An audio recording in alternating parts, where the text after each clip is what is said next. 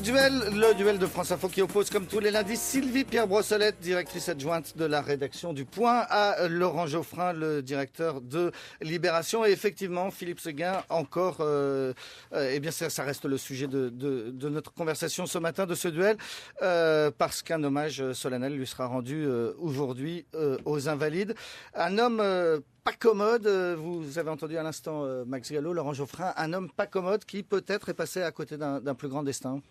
Ah bah oui, parce qu'il n'a pas fait grand-chose finalement. Il a occupé des fonctions prestigieuses et qui ont beaucoup de retentissement, mais il n'a pas agi. Il a été ministre des Affaires sociales et on ne se souvient pas très bien de son action, elle n'a pas été très marquante. Il y a un paradoxe chez lui, c'est qu'il y a un hommage très intense, unanime, pour un homme effectivement qui a peu réalisé d'une part, qui avait des défauts de caractère et dont finalement la marque ne sera pas si grande. Alors pourquoi il y a eu cet hommage ?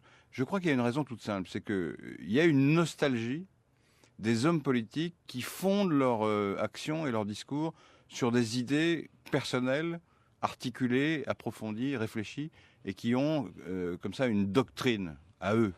Et c'est vrai que quand on regarde le paysage politique aujourd'hui, on en trouve peu. Il y en a, mais on en trouve très peu.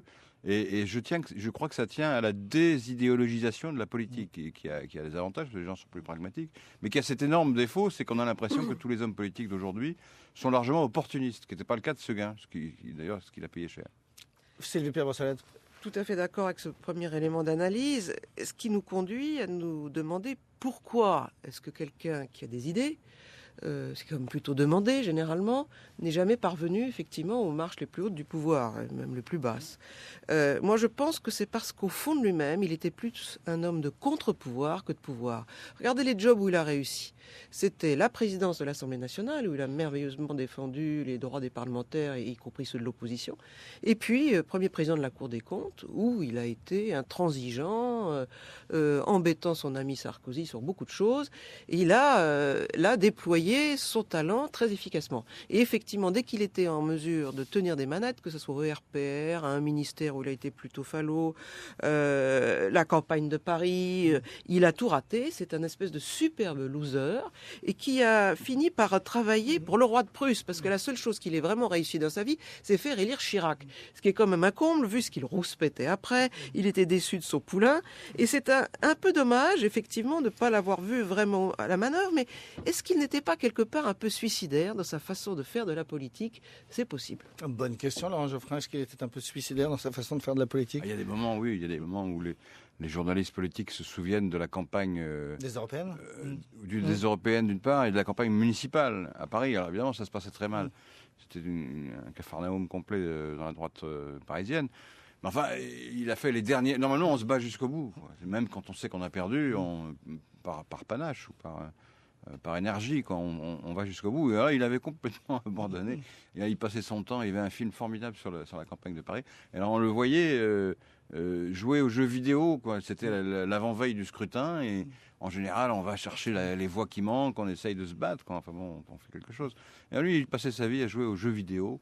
Ce qui était pas très conforme à son parcours de gaulliste souverainiste qui aime bien la culture française. Alors, il jouait à des jeux vidéo américains toute la journée. C'était assez curieux. En même temps, on dit souverainiste, séguiniste. On a l'impression qu'il incarne un espèce de gaullisme social, que le séguinisme existe. C'est plus compliqué que ça. Il était bourré de contradictions. Par exemple, cet homme qui était effectivement un humaniste, plutôt proche des gens, social de sa façon d'aborder la gestion de l'économie, est devenu une espèce de perle à rigueur à la Cour des comptes, absolument extraordinaire. Enfin, plus bariste que lui, tu meurs. Bon. De même, c'était un gaulliste qui aurait dû être présidentialiste. C'était un grand parlementaire. Il a été parlementariste. De même à la Cour des comptes, où il a voulu incarner un contre-pouvoir, il est en train de supprimer le pouvoir des cours régionales des comptes pour tout recentraliser, tout boucler et en avoir. Bon, à chaque fois, il avait des contradictions. Il ne pouvait jamais rester sur une ligne. Donc, je dirais, c'est pas tellement le séguinisme qui existe. C'est une espèce de républicain. Finalement assez pragmatique, il savait évoluer plus qu'on ne dit, et la seule chose qui l'obsédait, qui est vraiment là le fil directeur, je pense, de sa pensée, c'était la nation. Encore plus que la République ou autre chose. Et c'est vrai que cette nation, on en a aujourd'hui, enfin beaucoup de Français, un peu la nostalgie, parce qu'on est un peu perdu dans un monde qui s'en va, et il incarne à la fois une grande gueule courageuse qui met ses convictions avant la carrière, ce qu'on ne voit pas beaucoup. Et puis cette nation qui revient un peu à la mode.